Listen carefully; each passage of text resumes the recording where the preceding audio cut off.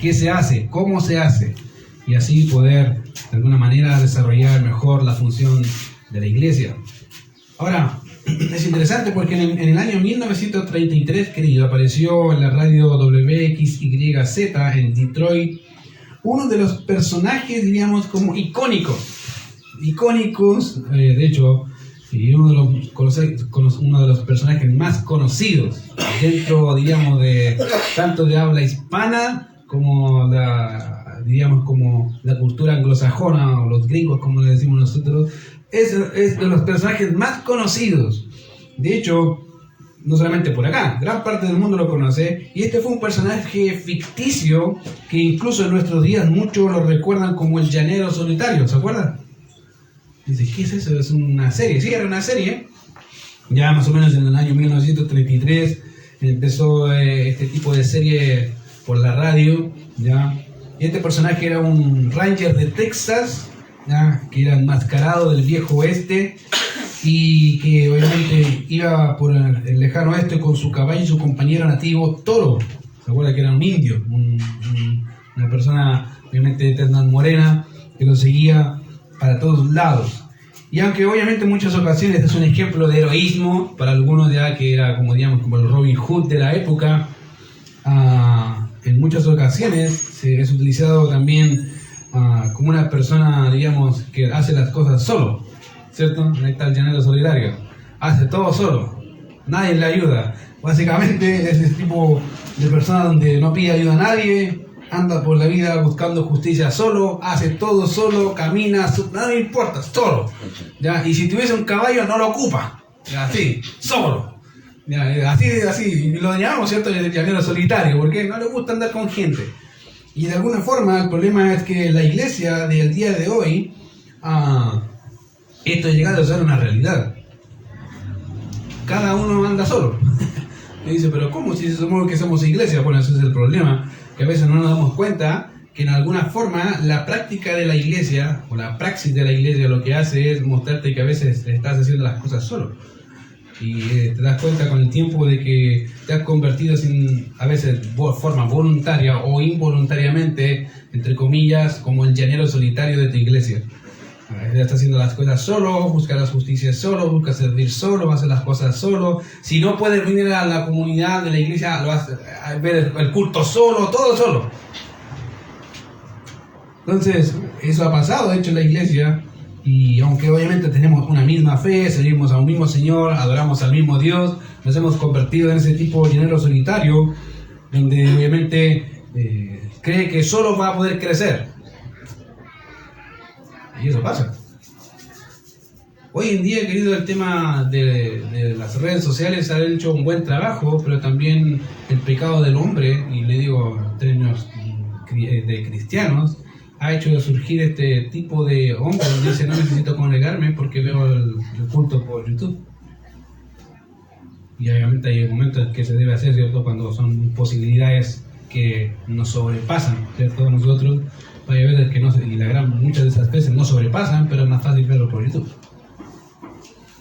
Entonces, de alguna forma nuestro pecado ha hecho de estos medios que Dios nos ha dado para poder bendecir, lo ha transformado a veces para un tropiezo para algunos y una ventaja para ellos, para decir, no necesito congregarme. Entonces, de una u otra forma, lo que ha hecho esa persona o ese hermano es convertirse en ese tipo de llanero solitario y que solo crece, que cree que va a crecer solo, que cree que va a avanzar solo y cree que va a edificarse solo, cosa que tampoco es así. Y lo problema con eso es que dice y cree que es mentira, que estamos mal nosotros y él está bien.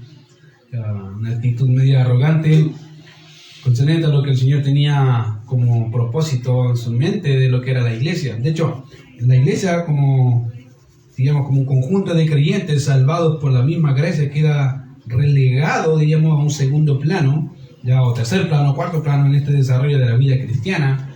Y como dije, se pone la excusa es que no necesito congregarme. Entonces, por eso, querido, es necesario que volvamos a recordar que el Señor nos dijo, qué es lo que el Señor dice o qué es lo que el Señor nos dijo con respecto a qué es la iglesia y cuáles son nuestras responsabilidades en virtud de la cabeza, la unión que tenemos con Cristo, ni en virtud de la relación que tenemos como creyentes. Si no entendemos qué es la iglesia y no entendemos cuál es mi responsabilidad con Dios y a la vez con mis hermanos, vamos a estar haciendo cualquier otra cosa menos ser lo que somos, iglesia. Y eso es un serio problema que en la actualidad, como le digo, más y más se ve en las iglesias, porque a veces pastores no enseñan cuál es la responsabilidad de la iglesia, o se da por hecho que la iglesia sabe cómo ser iglesia. El problema es que si fuese así, no habría tanta instrucción a la iglesia de cómo ser iglesia. Y vamos a ver hoy día, les voy a mostrar algunos textos, y son algunos porque hay una listoca grandota de puros textos que hablan cuáles son las responsabilidades o las funciones que debemos desarrollar como cuerpo total o como iglesia local. Entonces, lo primero que vamos a ver es la iglesia. Ahora, la palabra iglesia, querido, aparece por primera vez en Mateo 16 y 18, el texto que leímos hace un rato atrás. Miren lo que dice ahí, Mateo capítulo 16, verso 18, que es la primera vez que aparece el término iglesia como tal, digamos que en el Nuevo Testamento. Y está obviamente en esta sección el Señor Jesucristo les pregunta a sus discípulos: ¿quién dicen los hombres que soy yo? ¿Se acuerdan? Y uno dice, bueno, algunos dicen que eres un profeta, algunos dicen que eres Elías. Y el Señor le dice, bueno, ¿ustedes quién dice que soy? Y le dice, bueno, tú eres el Cristo, dice Pedro, el Hijo del Dios viviente. Entonces, en ese contexto, Mateo 16 nos habla básicamente de ese anunciado. Fíjense el verso 13 para tener un poco de contexto. Dice, viniendo Jesús a la región de Cesarea de Filipo, preguntó a sus discípulos diciendo, ¿quién dicen los hombres que es el Hijo del Hombre?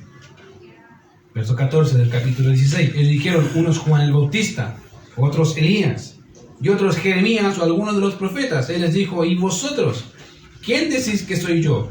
Ahora, recalcar, generalmente el vocero del grupo de los 12 era Pedro. Impetuoso, sin duda, pero era líder, nato. Y dice, respondiendo Simón Pedro dijo, tú eres el Cristo, el Hijo del Dios viviente.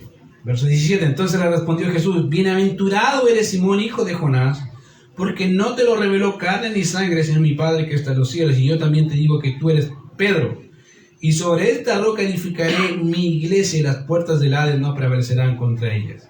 Y a ti te daré la llave del reino de los cielos, y a todo lo que atares en la tierra será atado en los cielos, y todo lo que desatares en la tierra será desatado en los cielos. Entonces mandó a sus discípulos que a nadie dijesen que él era Jesús el Cristo. Ahí está la primera vez que aparece la palabra iglesia.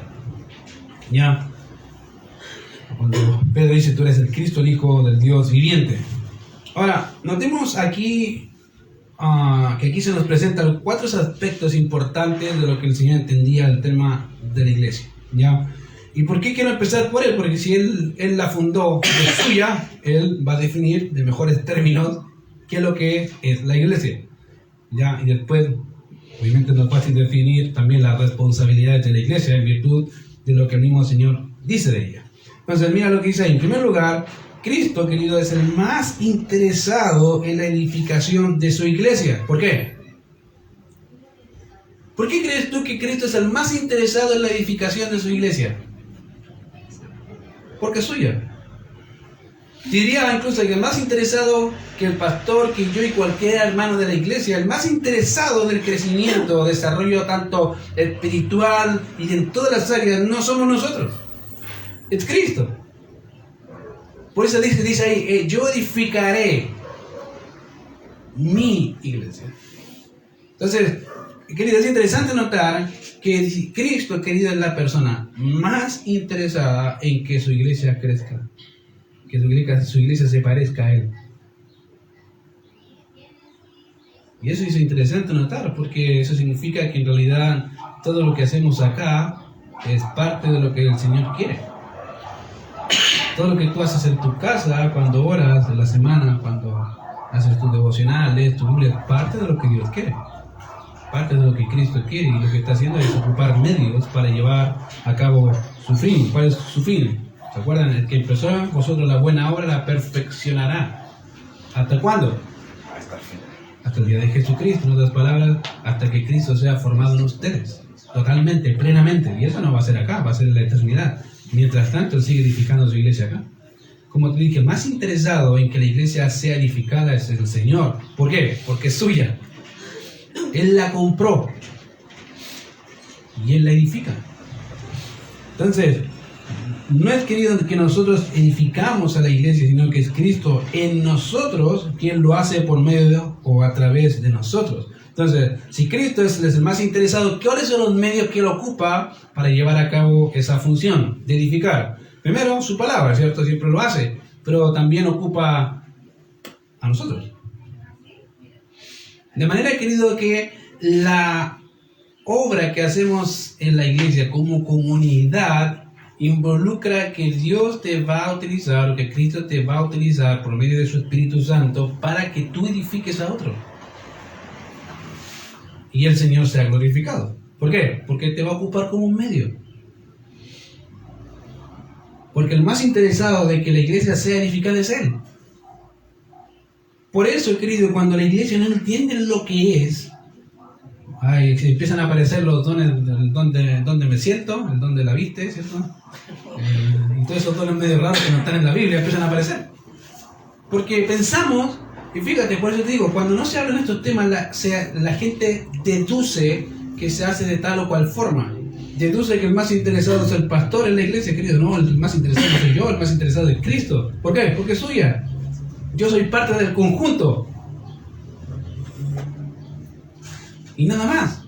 Yo hago mi función y cuando cada uno hace su función, lo que está haciendo es, de alguna manera, ser guiado por Cristo para llevar a cabo esa función y que su iglesia sea edificada para que todos crezcamos. Cuando eso no pasa, como dije, empiezan a aparecer esos dones medio raros, ¿ya? Entonces, Él mismo ha establecido, como dije, los medios necesarios para que su iglesia sea edificada. Nos ha dado ejemplo su Espíritu y junto con Él los dones del Espíritu o ministerios que se han desarrollado a lo largo de la historia de la iglesia. ¿Por qué? Vuelvo a decir, porque Él está interesado en eso. Ya, Él está interesado en eso, como también lo hace por medio de su palabra. De manera que Cristo es quien edifica a su iglesia por medio de su Espíritu en nosotros y a través de su palabra. Entonces, primera cosa, querido, Cristo es el más interesado en que su iglesia sea edificada. Él es el primero y el que va a llevar a cabo esa obra. Con tu ayuda o sin tu ayuda, lo va a hacer igual.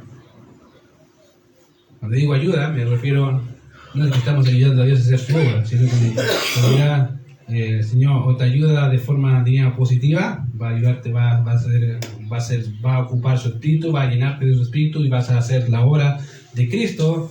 O sin tu ayuda me refiero a que va a venir disciplina del Señor, te decirte, bueno, no quieres cooperar, te ayudo a cooperar.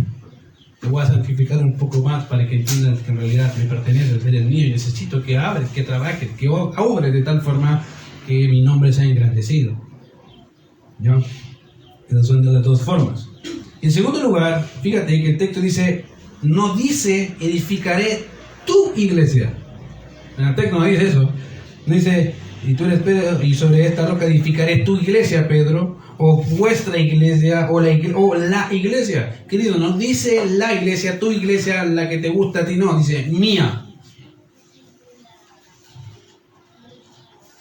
Mía, y eso es un pronombre posesivo, de propiedad. Me pertenece a mí, exclusivamente a mí, y de nadie más. Por lo tanto, Él tiene la autoridad para demandar a su iglesia lo que quiera. ¿Por qué? Porque es suya. Él la compró. Y con un alto precio. Entonces, no solamente, fíjate, tiene el poder para demandar, sino tiene toda la autoridad para decirle a su iglesia, quiero que haga tal o cual cosa. Por eso, si te fijas, en la Biblia se habla de esta relación esclavo-siervo. Que hoy por hoy a veces no se habla mucho, pero en la Biblia, cuando dice que fuiste comprados por precio, o cuando dice que somos siervos de Cristo, en realidad la palabra ahí es esclavo, somos esclavos de Cristo, comprados por precio en la ágora, digamos, de alguna forma de esclavos del pecado, vendidos y comprados por Él. Es como, de alguna manera, es como si Satanás te tuviera en una ágora donde hay puros esclavos. Una ágora, digamos, es el lugar de esclavos donde venden esclavos y decía, mira acá, Satanás, mira, tengo todos estos, son míos, y viene Cristo y dice, ya quiero este, que los compro, son míos. Y aunque la diferencia en tratos son muy gráficas, eso no significa que dejamos de ser esclavos. Pasamos del dueño de uno a otro dueño. Seguimos siendo esclavos de otro. Fíjate que eso pasa. A veces la iglesia dice, bueno, el Señor no me puede, o el pastor no me puede obligar. No te podemos obligar, Cristo sí. Él puede obligarte, si eres suyo. Él puede decirte tan mal, haz esto, haz este cambio, hazlo ya. Pero es que no me gusta, no te estoy preguntando. Como ya a veces yo le digo a mi hijo me dice, papá, es que no me gusta, no te pregunté. Cuando te preguntes si te gusta, está bien, pero no te he preguntado. Así que cómetelo. Bueno, eso muestra, querido, la necesidad de entender que la iglesia es la iglesia de Cristo. Él establece que la iglesia es propiedad suya. Somos de Él o le pertenecemos a Él en todas las cosas y en todas las bendiciones que tenemos, las tenemos en Cristo. ¿Por qué? Porque separados de Cristo, querido, nada podemos hacer. Querido, separados de Cristo, nada podemos hacer. ¿Por qué? Porque somos de Él. Hay una unión vital con Cristo. ¿Ya? No podemos hacer nada, no podemos, obviamente, cerrados de Cristo, no podemos tener nada de lo que tenemos en términos espirituales. Nada. Solo condenación. Sin Cristo, querido, solo condenados. De manera que todo aquel que está en Cristo le pertenece a Él y a Él te debes. Querido, no te debes a nosotros como pastores, te debes a Cristo porque Él es tu dueño. Si Él demanda algo de su iglesia es porque Él es su dueño. Tú le perteneces a Él. Ahora, fíjate que interesantemente, en la iglesia de la actualidad hay muchos que creen que no. Y tú dices, pero ellos lo dicen, sí, lo dicen, pero lo viven. Es un serio problema. Se ha definido a veces, querido, a los ateos de en 2 o 4 grupos distintos, pero va a definirlo en 2 grupos grandes. La Biblia dice el necio en su corazón, ¿qué cosa? No hay Dios. Ya, entonces hay un ateo, ¿cierto? Hay un ateo que dice ser ateo, y hay un ateo que no dice que es ateo, pero vive como ateo. Y el Salmo 24 no dice eso. Dice el necio, ¿a dónde? ¿Qué cosa? ¿Lo anda divulgando? No. Pero vive como si Dios no existiera. Si tú sigues leyendo el Salmo, hace obras abominables y empieza a dar toda una lista de las cosas que hace, es impío, que dice en su corazón que Dios no existe, pero no necesariamente lo anda divulgando, soy ateo. Bueno, yo creo que en la iglesia hay algo parecido. ¿En qué sentido? Hay creyentes que dicen que son creyentes y viven como creyentes, y hay creyentes que dicen que son creyentes y no viven para nada como creyentes. Dice, pero puede haber eso, no hay más de lo que quisiera. Porque han dejado de entender que se pertenecen o que se deben a uno. Y ese es un serio problema cuando la iglesia no entiende que ese es Cristo. Ya, en tercer lugar, se nos menciona por primera vez y en el único evangelio la palabra iglesia. No aparece ni en Lucas, ni Marcos, ni Juan. Solo Mateo pronuncia esta palabra iglesia. ¿Ya? Ahora bien, la palabra iglesia está constituida o formada por 2 palabras. ¿Ya? Son 2 palabras unidas que forman en su conjunto la palabra iglesia. La primera palabra o la primera parte de esa palabra es una palabra que es ek, que puede ser traducida como fuera de, ¿ya?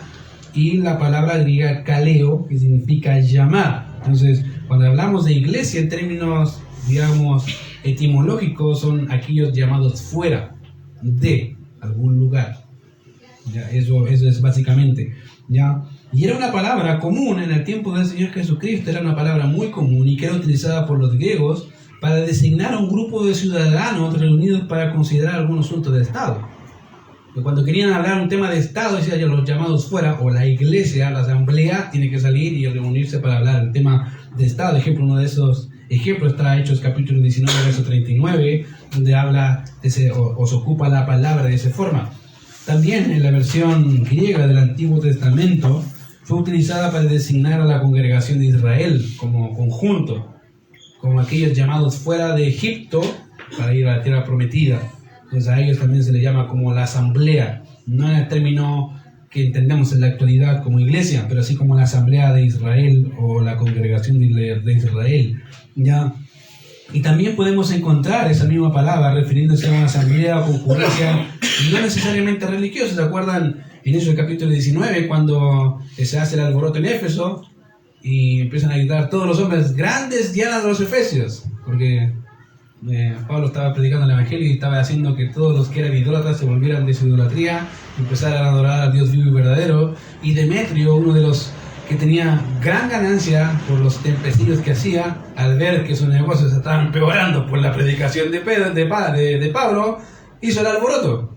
Y ese alboroto donde se juntan muchas asambleas de personas se llama iglesia o congregación, que no es el mismo sentido que entendemos en la actualidad. ¿Cuál es el sentido que entendemos o cómo es utilizado de alguna manera por Cristo como una iglesia, no en términos, diríamos, restringidos, como es desde Hechos capítulo 2, sino más general? De manera que la iglesia, querido, de Cristo, y que le pertenece a Él, fundada por Él, y de quien se originó, es uno con Cristo, por ende somos su cuerpo. Querido, fíjate, la iglesia de Cristo es uno con Cristo, somos su cuerpo, y Él no se avergüenza de llamarnos hermanos, querido. Él no se avergüenza de llamarte hermano,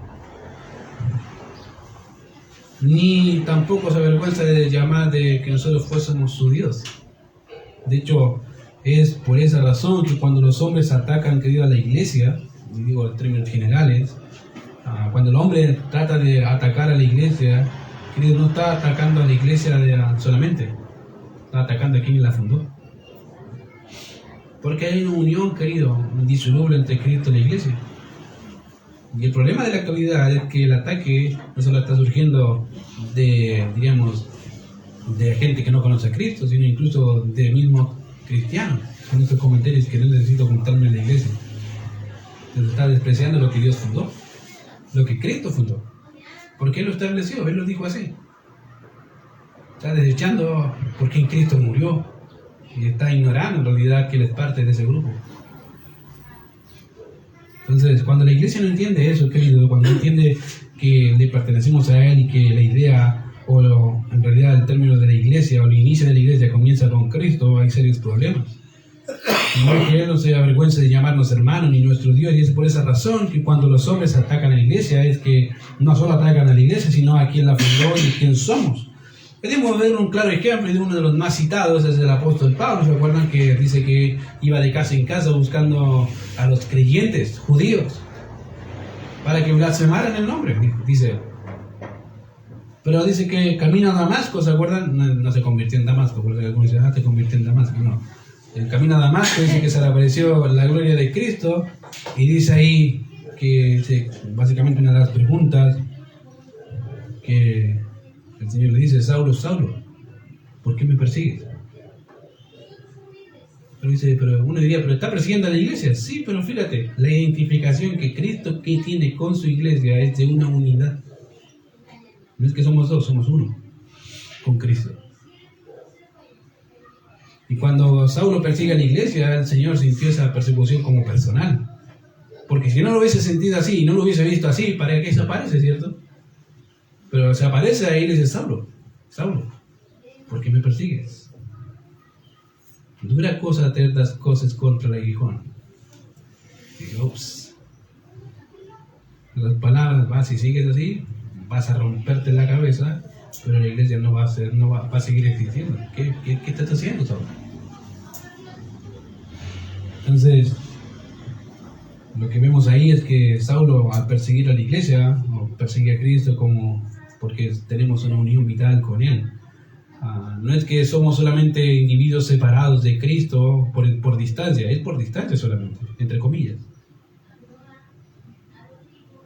Pero como decía la vez anterior, ¿se acuerdan del devocional o la pequeña explicación que dimos el día viernes, el día sábado pasado? Cristo está en medio de su iglesia, está acá. mirando no solamente nuestra actitud, nuestro corazón, sino qué estamos haciendo, por qué lo hacemos, para qué lo hacemos, qué es lo que nos mueve a hacer lo que hacemos. De alguna manera, querido, debes entender que no solamente Cristo es la cabeza, sino que participamos de Él en todo lo que Él hace. Porque somos de suyos y Él quiere que su iglesia sea como Él.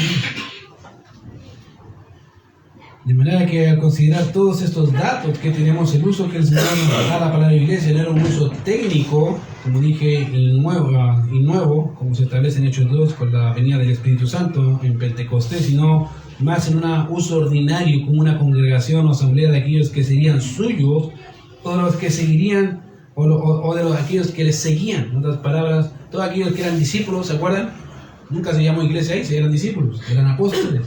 ¿Cuándo pasa a ser iglesia? Hechos capítulo 2. Esos que me siguen, esos que estuvieron conmigo, ahora son mi iglesia. Me pertenecen a mí, son míos.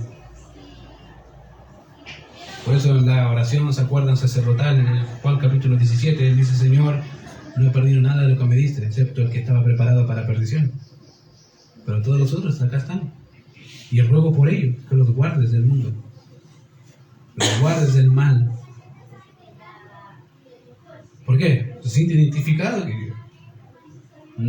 Cristo no está ajeno a su iglesia, como a veces creemos. Él está súper presente de su iglesia. El problema es si la iglesia está presente entendiendo quién es Cristo y qué es lo que Él quiere de nosotros. Ese es un serio problema.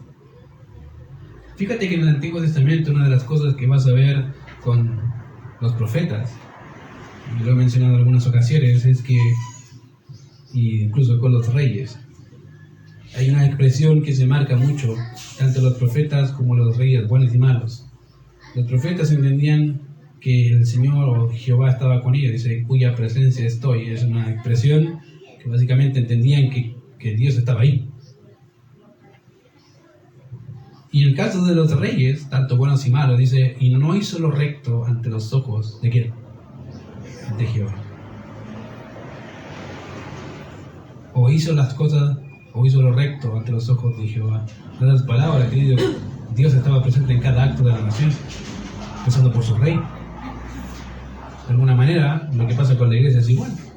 Aunque creamos que Cristo no está interesado en su iglesia, Cristo está súper equivocado, Cristo está pendiente, es súper pendiente. Nada de lo que haga la iglesia está ajeno a Cristo. Y lo hablo en términos de la iglesia universal, sino que también dentro de la iglesia local. Cada cosa que hacemos como individuo, que le pertenecemos a Él, Cristo está presente y está pendiente de lo que hacemos. Quiere saber qué estamos haciendo. ¿Por qué los hacemos? ¿Cuál es la intención de nuestro corazón? Y si está mal, va a corregir eso porque quiere que seamos como Él. ¿Ya? Entonces, en ese sentido, obviamente la congregación, la iglesia, no se forma en un término técnico, sino hasta Hechos 2. ¿Ya? Esa palabra, de hecho, una forma no técnica de la palabra iglesia, que aparece en Mateo 16, también está en Hebreos 12, 23, cuando dice la congregación de los primogénitos, refiriéndose a los santos redimidos de todos los tiempos. En otras palabras, todos los santos redimidos de todos los tiempos se les llama ahí en Hebreos la congregación de los primogénitos, el grupo total. Por eso, al considerar este hecho y el uso del Señor, que el Señor da la palabra, y como lo vemos en Hechos 2, podemos decir que la iglesia es, en el concepto espiritual, son pertenecientes al cuerpo de Cristo, sacados de este mundo y separados por Dios y para Dios. Querido, tú fuiste sacado del mundo por Dios y para Él. Nota la diferencia, ¿cierto? Una de las cosas que a Rodrigo le ha enseñado, las proposiciones son importantes. ¿Por? ¿Qué significa? Él nos sacó, ¿cierto? ¿Se acuerdan cuando jugaban a la escondida? 1, 2, 3, ¿por quién?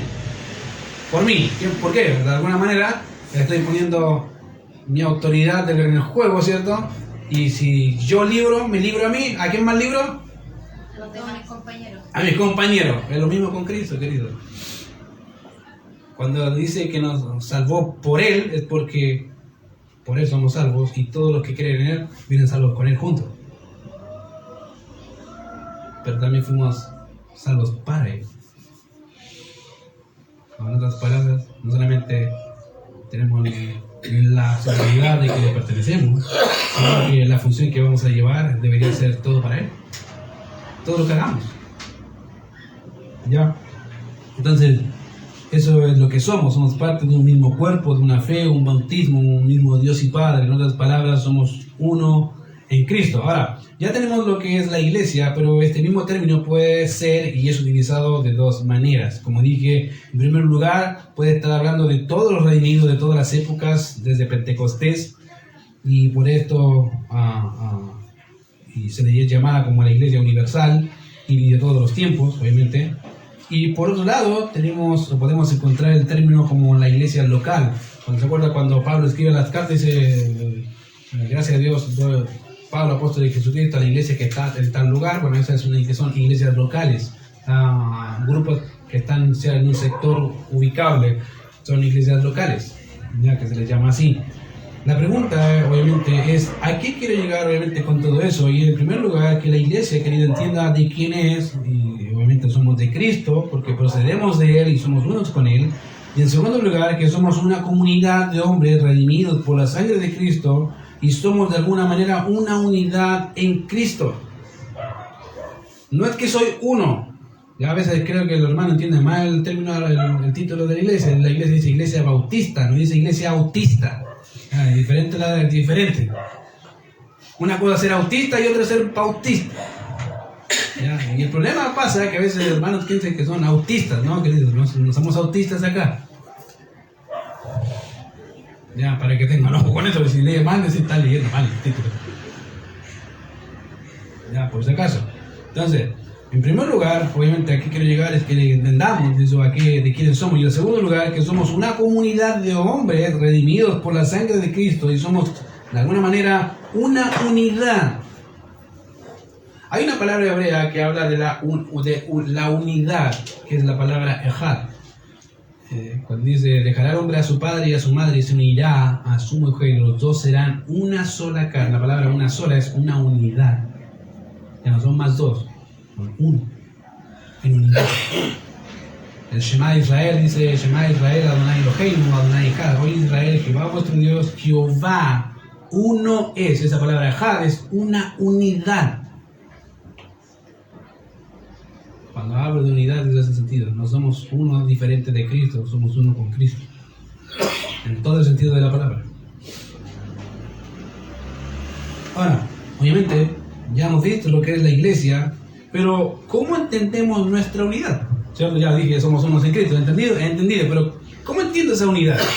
Bueno, ahora en las Escrituras hay múltiples formas en que se hace referencia a la iglesia. Ejemplo, se nos llama la esposa de Cristo, ya en 2 Corintios capítulo 11, verso 2, se nos llama columna y baluarte de la verdad, en 1 Timoteo 3:15, la familia de Dios, en Efesios capítulo 2, verso 19, se nos llama linaje escogido, real sacerdocio, pueblo adquirido por Dios, en 1 Pedro 2:9, y una de las más utilizadas, una de las metáforas más utilizadas en el Nuevo Testamento es que se le llama a la iglesia el cuerpo de Cristo. Es la más utilizada. El apóstol Pablo es uno de los que más ocupa la ilustración del cuerpo para ayudarnos a entender la unidad que tenemos con la cabeza y la unidad que tenemos con los miembros. Y creo que es excelente entender, excelente el ejemplo que el apóstol Pablo utilizó, guiado por el Espíritu Santo, para ayudarnos a entender qué somos y qué debemos hacer. ¿Ya? Obviamente hay una relación, una unión vital que tenemos y poseemos con Cristo, y obviamente también hay una relación y participación del cuerpo de Cristo entre los mismos miembros. Ahora, si me preguntan sobre este tema, creo que la iglesia presente tiene un serio problema entre la relación que hay entre la iglesia con Cristo y la iglesia con sus miembros. Como que no puede dilucidar o ver esa unión. Generalmente entendemos la unión, diríamos, vertical entre yo y Cristo. Se ha hecho tanto énfasis en eso, entre una relación personal con Cristo, que de alguna manera hay personas que no logran dilucidar bien no solamente la unión vertical, mi relación con Dios, sino mi relación con los demás. No la logran ver. Y piensan que eso es ajeno. Y eso es un problema porque el Señor nunca dijo eso. De hecho, tiene que ver ambas cosas en la vida de un creyente, ¿ya? Y obviamente lo digo porque al ver a la iglesia, puedo no solo ver a una dicotomía entre lo que decimos y hacemos en muchas ocasiones, sino incluso entre Cristo y su iglesia. Como claros ejemplos de personas o hermanos, espero que sean hermanos en realidad, de personas que dicen, bueno, no voy a necesitar ir a la iglesia para ser edificado, entonces no entiende lo que es la iglesia y tampoco entiende lo que Cristo hizo por ella ni la relación que tiene Cristo con su amada. No la entiende. Y como dije, se puede ver de entre lo que dice la cabeza del cuerpo, el cual es Cristo, y la relación que tiene la iglesia entre sus miembros. Déjame ayudarte con una ilustración para entenderlo un poco más. Ya. Imagínate, obviamente, que tu cabeza mandara ondas cerebrales a tus brazos y manos para poder alcanzar algo que está en altura. Eso implica, ¿cierto? Todo. Brazo, hombro, mano, ¿cierto? Y manda ondas cerebrales para que tu cuerpo diga, ¿sabes qué? Levanta los brazos, manos, levántense para poder alcanzar el objeto que está en altura. Pero dentro de esa actividad, de repente, la mano piensa que puede hacer esa actividad sin necesidad del brazo. Y el brazo dice, bueno, yo puedo hacer esa misma actividad, pero sin el hombro. ¿Qué va a pasar? En realidad, no vas a poder hacer la actividad. ¿Por qué? Porque la mano necesita del brazo y el brazo necesita del hombro para poder llevar a cabo la actividad. Y eso es así. Pero dice, pero son diferentes miembros. Sí, son diferentes miembros. Unas son las manos, otros son los dedos, otros son los brazos y el hombro. Pero todos necesitan moverse para alcanzar el objeto. A menos que tenga poderes psíquicos, medio raro, y pueda levantar la cuestión sin necesidad de tomarla, pero no creo. Ya estaría casi, digamos, de película. Pero lo normal, tiene que mover los brazos. Si eso no pasa, y usted va al médico, ¿qué le va a decir al médico? Que tiene serios problemas, algo está pasando, estás enfermo. Y tú puedes decir, pero si yo le dije a quiero levantar los brazos, pero los brazos no se levantan las manos, nomás hacen así. Pero el codo no quiere moverse. El médico te dice, no, ¿qué tal? Algo está mal en tu cabeza o está mal tú. Pero lo normal es que si tú mandas ondas cerebrales a tus órganos para que se muevan, se tienen que mover. Sí, pero que estos son rebeldes. Bueno, ahora imagínatelo con Cristo. Y ese es el problema, querido. Que pensamos que la relación con Cristo es solamente con Él y no entre los hermanos. Es como si Cristo dijera, ya, ahora necesito que levante las manos. Y el codo dice, no, que yo no quiero. El otro dice, no, si quiere. El único que dice sí, el dedo chico. ¿Qué dice? Y dice, pero esto era chistoso, pero eso es verdad. Eso significa que posiblemente uno, que desde pequeño, quiere hacer la voluntad de Dios, mientras los otros no quieren, porque cada uno quiere hacer su forma a su modo. ¿Por qué? Porque así me parece. ¿A dónde queda el cuerpo? Médicamente está enfermo. Y espiritualmente también. La iglesia ha dejado de hacer eso. Ve la unión con Cristo, pero no ve la unión con el otro.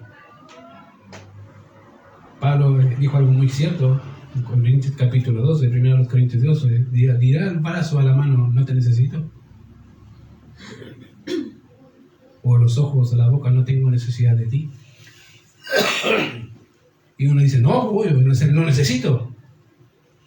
Bueno, se supone. Pero dentro de la iglesia no pasa, algo está pasando, porque la mano parece que le está diciendo al brazo, no te necesito, y está haciendo la cosa solo, y va a terminar agotado y cansado. ¿Por qué? Porque no puede, sí, obvio. Eso es así, eso es obvio. Por eso creo que la ilustración que Pablo hace del cuerpo es genial, me encanta. Porque no solamente nos vincula con la cabeza, sino con los miembros. Y si los miembros no funcionan no es porque la cabeza esté mal, es porque los miembros no quieren cooperar. ¿Ya? Y eso pasa, como dije, En la iglesia, mientras los dos miembros del cuerpo funcionen bien, ambos actuarán en misión y en sumisión a la cabeza y en mutuo compañerismo y sincronismo en virtud de la orden dada por la cabeza. Queridos, si cada creyente en la iglesia entendiera su responsabilidad y hiciera pensando en el Señor como su cabeza que lo manda y por qué Él murió, funcionaría más fácil. ¿Por qué? Mandó la cabeza, necesito otro, no puedo hacerlo solo, busca otro. Te pongo un ejemplo gráfico. Saulo con Bernabé. Bernabé fue enviado a otro lugar para predicar y fíjate, Bernabé puede haber dicho voy solo, no necesito a nadie más, pero dijo, pensó en Pablo. Pablo me sirve. Y fue con Pablo, y de ahí donde Pablo, digamos en buen chileno, se hizo famoso. ¿Por qué? Porque era el que llevaba la palabra y el otro ministraba de otra forma. Pero Bernabé entendía muy bien la función de la iglesia. Yo voy a hacer algo, necesito a otro. Y este es mejor que yo. Y lo hace mucho mejor. No me interesa si yo soy segundo, tercero, cuarto. Eso no es importante. Lo importante es que Cristo sea engrandecido. No importa quién lo haga. Y Bernabé entendía eso. Como te dije, fue enviado solo y él dijo, pensó en Saulo. Este sí, lo pescó. Y ahí empieza el ministerio de Saulo con Bernabé y vemos la vida del apóstol Pablo, posteriormente como líder nato del grupo. Pero empezó por un hombre llamado Bernabé. Y que nunca fue, fíjate que después de ahí no aparece más. ¿Tú crees que a Bernabé le importó? Lo que le importaba a Bernabé era el nombre de Cristo, no quién hace la tarea. Porque entiende que en realidad hay partes del cuerpo que funcionan mejor en ciertas áreas. Y son mejores. Y le doy gracias al Señor que son mejores. ¿Por qué? Porque así funciona mejor el cuerpo de Cristo. Así se hace la cosa de mejor manera, más sincrónica. Y al ser así se ve más hermoso, ¿cierto? Imagínate un brazo que diga, no, quiero ir para allá, la pata para el otro lado. Estaríamos todos deformados, ¿cierto? Porque no, es que el brazo quiere ir para allá y la otra pierna quiere ir para allá. Y no se ponen de acuerdo. Bueno, eso pasa en la iglesia, porque no entendemos que necesitamos del otro para llevar a cabo la tarea del Señor. Fíjate que el Señor, al ser no solamente el pionero con la iglesia, la autoridad, sino de quien se preocupa por su iglesia, también se preocupa por la unidad, por mantener la unidad, y eso es parte de nuestra responsabilidad. Tenemos una unidad en Cristo, sí, pero a veces los miembros no cooperan con esa unidad. Queremos hacer las cosas a nuestra forma sin consultar lo que dice el Señor. Y eso mismo sucede, como dije, en la iglesia se entiende que Cristo es la cabeza, lo vemos en las Escrituras, de otros textos, Efesios 1:22, Colosenses 1:18, Efesios 4:5-23. Pero muchos de nosotros no vemos la unidad que hay entre los miembros y Cristo, o de los miembros consigo mismos para llevar a cabo la obra del Señor, y eso es lo que encontramos en las Escrituras. Mira lo que dice Romanos capítulo 12, Romanos 12, 4 y 5, mira. Ahí tenemos las dos cosas juntas, Romanos 12, versos 4 y 5.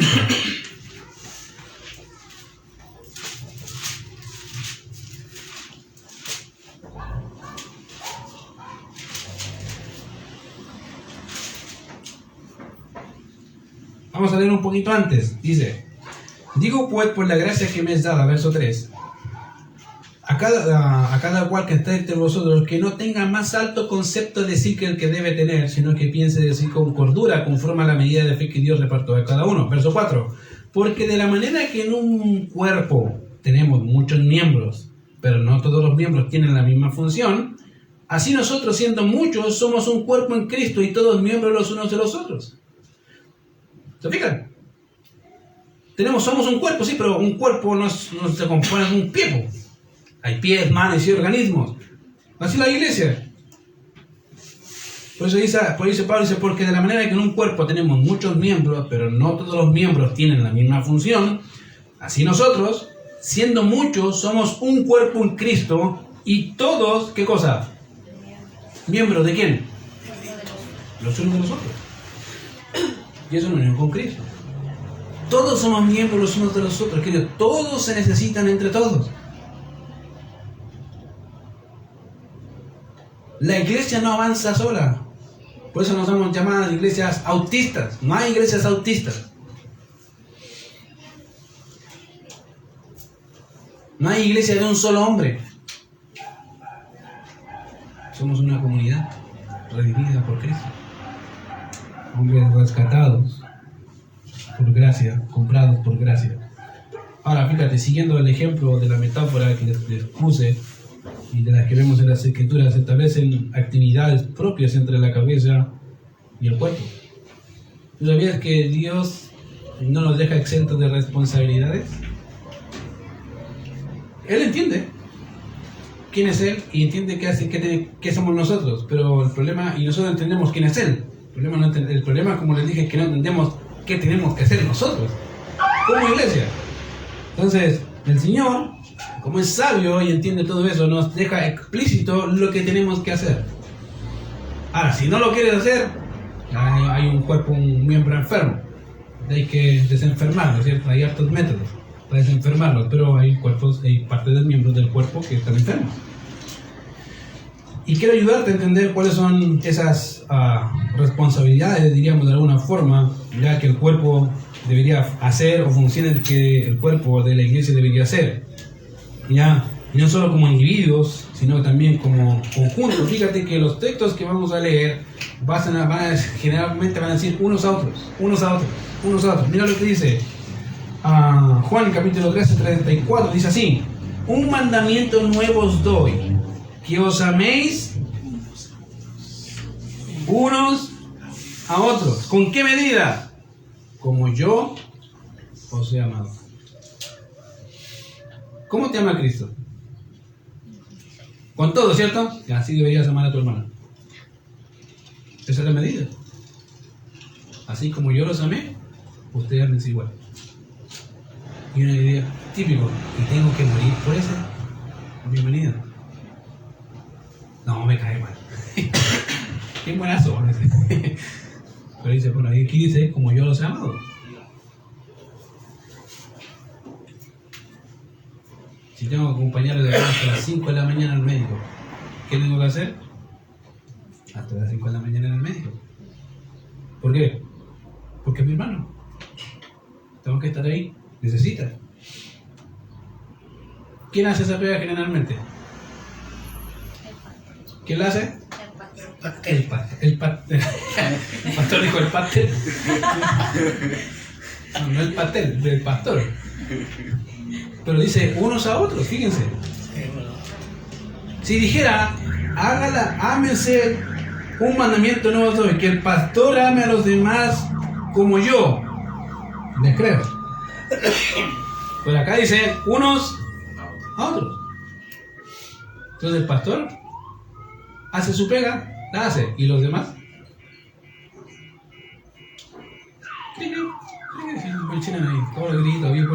Otro pasaje, Romanos capítulo 14, verso 13. Así que ya no nos juzguemos más los unos a los otros, sino más bien decidir no poner tropiezo u ocasión de caer hermano. Está hablando en el contexto de comida. ¿Se acuerdan?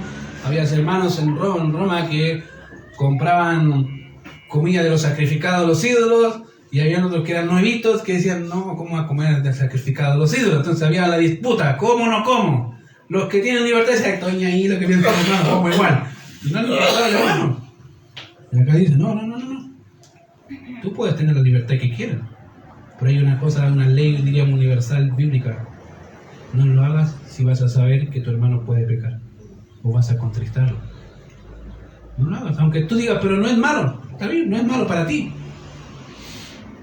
Pero la regla del amor dice que debo poner a mi hermano antes que yo. Entonces, si sé que mi hermano puede tener una lucha o puedo hacerlo luchar, mejor me abstengo. No porque sea pecado para mí, pero posiblemente para él sí, cuando no lo hago.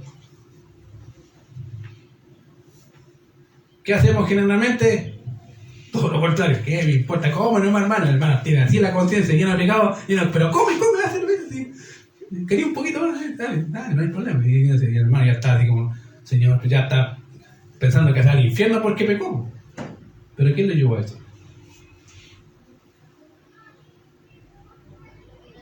Aquel que tiene su conciencia libre. Para él no hay problema. Pero para otros sí puede haber problema. Por eso dice Pablo ahí, no nos juzguemos más los unos a los otros, dejen de jugar a juzgarse. Por ese tipo de tonteras, mejor hagan una regla. No lo hagan por amor al hermano, más rápido. A veces hermanos acá me han dicho, pero ¿y es malo esto? ¿Es malo? No, no es malo, pero yo no lo haría. ¿Por qué? Porque yo no sé qué estás pensando tú o qué va a pensar el otro. No porque sea malo, sino porque quiero cuidar al otro. Y esa es la regla. Otro. Tengo harto por si acaso. Romanos capítulo 15, verso 7. Por tanto, recibíos los unos a los otros, hospedación, o ser hospitalario. Recibíos los unos a los otros como también Cristo nos recibió para la gloria de Dios. En otras palabras, si hay que ser hospitalario, sí, querido, hay que ser hospitalario. Si sabe que viene un hermano, sea hospitalario. Sea hospitalario con los hermanos. Recíbalo. Sobre todo si a veces son hermanos que vienen de otros lejanos, de lugares lejanos, que dicen, pucha, lo conoce usted y sabe que es un buen hermano, recíbalo. Sin ningún problema. Obviamente, con su privacidad y todo el tema, ¿ya? Estoy marcando las imágenes, pero hay que recibirnos. Según a los Corintios 13:12, saludaos unos a otros con oscuro santo. Eso lo hacemos generalmente, ¿cierto? Con besos en la mejilla, era una costumbre judía que saludaban con besos en la mejilla, y es un oscuro santo. Salúdense. ¿Qué pasa generalmente en la feria? Uno va comprando, pasa el hermano y no lo ve, y pasó al lado, así. Y mira para arriba así, no, mira el pajarito, y no hay ni pájaro. Saluda al hermano, hola hermano, ¿cómo está? Hola, no lo vi. Mentiroso, si lo vio, no quería saludar, diga la verdad. Le cae gordo el hermano, salúdelo, aunque le cae gordo. Por ese hermano que le cae gordo, el Señor murió. Ámelo. ¿Cómo qué? Como Cristo. Y me dice, pero es que esta abusa de la condición. Sí, yo sé que abusan de la condición, pero querido, hay que amarlo igual. Es parte. Otro pasaje, Gálatas 5:13. A libertad fuisteis llamados, solamente que no uséis la libertad como ocasión para la carne, sino servíos por amor los unos a los otros. ¿Cuál es la regla? Servirse los unos a los otros por amor, el amor. Porque amor, hermano, debo servirlo.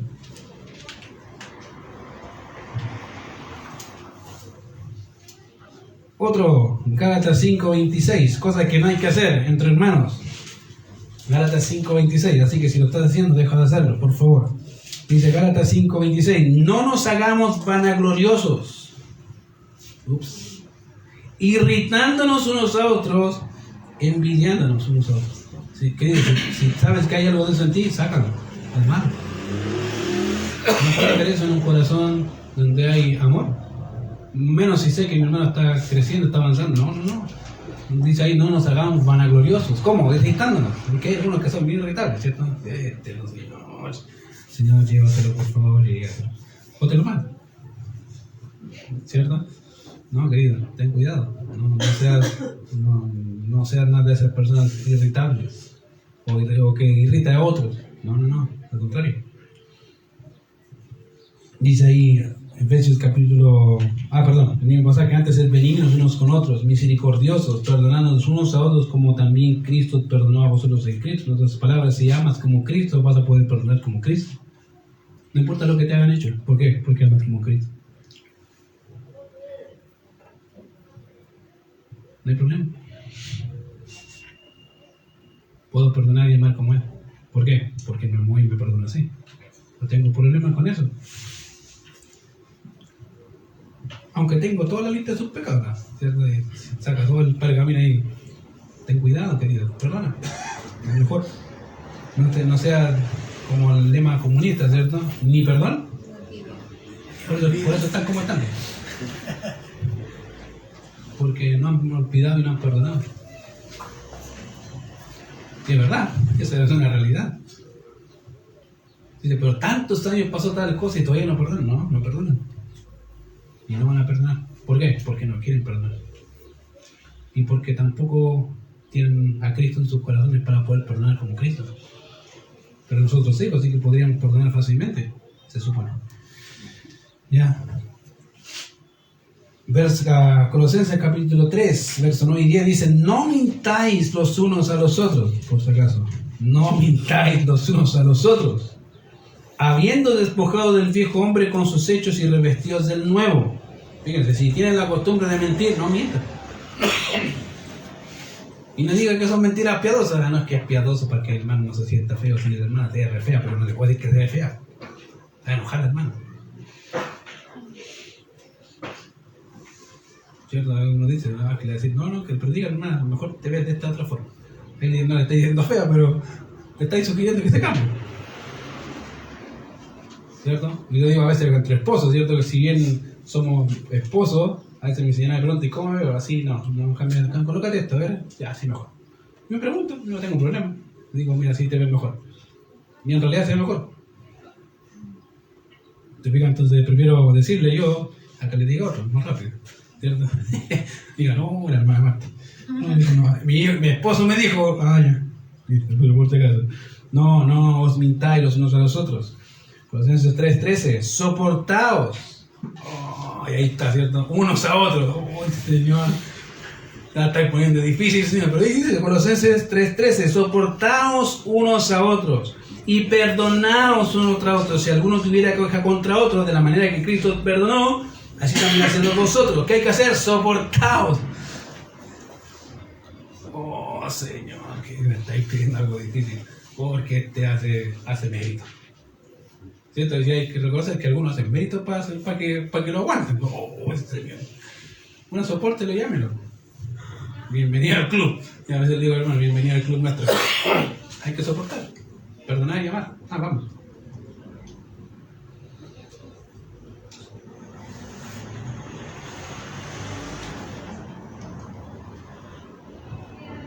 Colosenses 3:16, la palabra de Cristo mora en abundancia en vosotros, enseñándoos y exhortándoos unos a otros en toda sabiduría. Pregunta, fíjate, ¿qué dice Colosenses 3:16? La palabra de Cristo mora en abundancia en vosotros. ¿Y qué va a pasar? Dice, enseñándoos. ¿Quién enseña? Unos a otros. Pues dice, enseñándoos, ustedes enseñan. Enseñándoos unos a otros y exhortándoos unos a otros. ¿Quién se exhorta? Unos a otros. Pregunta, ¿quién hace esa pega? El pastor. Como dijo el pastor, el pastel. Acá están presentes. ¿Por qué? Porque a los otros les da miedo.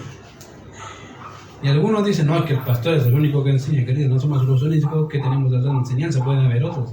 Hay que ser enseñable. Hay que aprender. A veces necesita escuchar y decir, puede ser que tenga verdad. Y hay que aprender, querido. La exhortación es igual. La exhortación no solamente viene del púlpito, puede venir de abajo de cualquier hermano, querido. Tanto en ánimo como en reprensión. Pero hay que tener un corazón dócil para decir, sí, lo acepto, lo entiendo, lo corrijo, tengo que cambiar. Porque es lo que Dios quiere. Algo que les comenté hace 2 semanas atrás es que pues, una de las cosas que ha pasado con la iglesia es que ha dejado de hacer esa función. Y el único que la hace es el pastor. Y el problema con eso es que después el hermano piensa que el pastor le tiene mala. Y no tiene idea de que como 5 más que me dijeron a mí, mira este hermano. El pastor en vez de decirle, diga, usted mejor en uno que hace, ya hablo con el hermano. ¿Por qué? Porque estos 5 nadie le dijo, hermano, está mal. Entonces después, ¿quién se agarra el cacho? Diría un buen chino, el pastor. El pastor le tiene mal al hermano. ¿Y los otros? No, querida, está mal, porque acá dice exhortados unos a otros. Les dije, saber que es mejor que 20 cuiden a 20 a que uno cuida a 20. Es más fácil. ¿Por qué? Porque te estoy diciendo que en otras palabras que Dios te utiliza a ti también, ¿verdad? No solamente me utiliza a mí, no solamente utiliza al pastor Antonio, Dios utiliza a quien quiere. Si es capaz de utilizar a un burro, ¿cómo no va a ocupar a alguien más de nosotros? A otro burro más, digamos, ¿cierto? Sí. El problema es que los pastores hemos llegado al punto de no decir eso. ¿Por qué? Porque generalmente el que hace eso la pega al pastor, es el pastor. Y cuando viene otro que hace esa pega, no, es que el pastor nomás me puede decir eso, que está mal. El pastor no es el único, es parte de la iglesia. ¿Y sabes lo que pasa cuando pasa este tipo de cosas? Cuando hay 3 hermanos que dicen y ven la misma cosa, la misma persona, la persona empieza a dudar de sí misma. Dice, pero ¿cómo 4, 5, 3 o 2 me dicen la misma? Se pusieron de acuerdo. ¿Pasa eso? Es que se pusieron de acuerdo y a veces uno tiene que mostrar, ¿sí está de acuerdo? No. Mira, sé yo, Señor. Y así digo, ¿eres tú? Entonces cuando pasa eso, ¿qué pasa en el corazón de una persona? Empieza a decir, sí, soy yo. Empieza a decir, Señor, perdón, porque así soy yo. No es que el pastor me tenga mal, en realidad soy yo. ¿Te fijas? Y es más fácil el trabajo así, para todos. ¿Por qué? Porque todos estamos haciendo la labor de iglesia. Tanto exhortando como perdonando. O como animando. Todos estamos participando de eso y eso es lo que hace que esto sea más rico, vivirlo así. Porque todos estamos haciendo lo que nos corresponde como iglesia. A veces, creo que no me acuerdo que le dije una vez, le dije, yo no estoy jugando a ser iglesia. Y creo que el Señor tampoco jugó a ser iglesia. Él murió por su iglesia, no creo que haya sido un juego. Yo me moría, no creo que haya hecho eso. En realidad lo hizo porque entiende lo que es. Sabe quiénes somos y sabe lo que Él demanda de nosotros. Y Él quiere que sepamos lo que nosotros debemos hacer.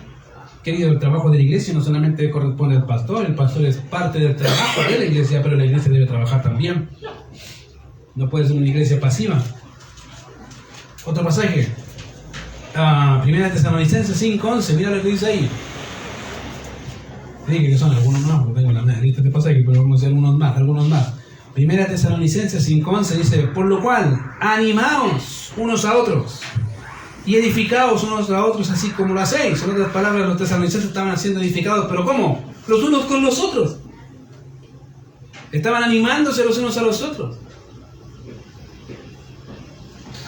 Querido, nunca pienses, y te lo digo en serio, nunca pienses que tu problema no nos importa, pero si no nos dices, no somos adivinos. A veces me gustaría, pero no lo sé. Hay un texto que hace estas últimas semanas ha llegado más en mi corazón, dice, sobrellevar los unos las cargas de los otros. Lo repito, la Biblia dice sobrellevar los unos las cargas de los otros y cumplir así la ley de Cristo. En otras palabras, en términos prácticos, si tú puedes tomar una carga de tu hermano y echártela al hombro, ¿qué hay que hacer? Echártela al hombro. ¿Por qué? Porque eso es lo que el Señor quiere. Y es un ánimo poder ser de bendición para otros. Querido, si tú ves eso, hazlo. Hazlo, sé de bendición para otros. El problema en la actualidad es que hemos pensado en la práctica que somos iglesia aquí y no en otro lado, querido. Somos iglesia aquí y en cualquier otro lado. Somos iglesia igual. No es que cuando te vas a tu casa dejas de ser parte de esta iglesia, ¿o sí? No. Querido, somos iglesia aquí y en tu casa. Con tus problemas. Con tus pecados. Por eso quiero ayudar. Por eso quiero ayudar. Junto con el pastor, por eso queremos ayudar. Porque entendemos eso. El problema es que a veces los hermanos piensan que tenemos el don de adivinación. No somos adivinos. Querido, no pienses, no te digo al tiro, no tengo el don de adivinación. Si pensabas que lo tenía, no lo tengo. Y tampoco existe en la Biblia. Pero querido, queremos ayudarte en lo que podamos. ¿Por qué? Sobrellevar los unos las cargas de los otros. Es parte del trabajo, es parte de la tarea, no como una labor agotadora, no, querido, al contrario, como un gozo para nosotros. Puede decir, te podemos ayudar en lo que más podamos, vamos a hacer lo que más podamos. Pero queremos hacerlo. No nos excluyas de tu vida por eso, querido. Lo digo en serio, no nos excluyas de tu vida por pensar es que no quieres hacer una carga. Por eso dice sobrellevar los unos las cargas de los otros. No eres una carga, querido. Eres un hermano que necesita ayuda. Punto. Y si podemos hacerlo, vamos con todo. Y con gozo.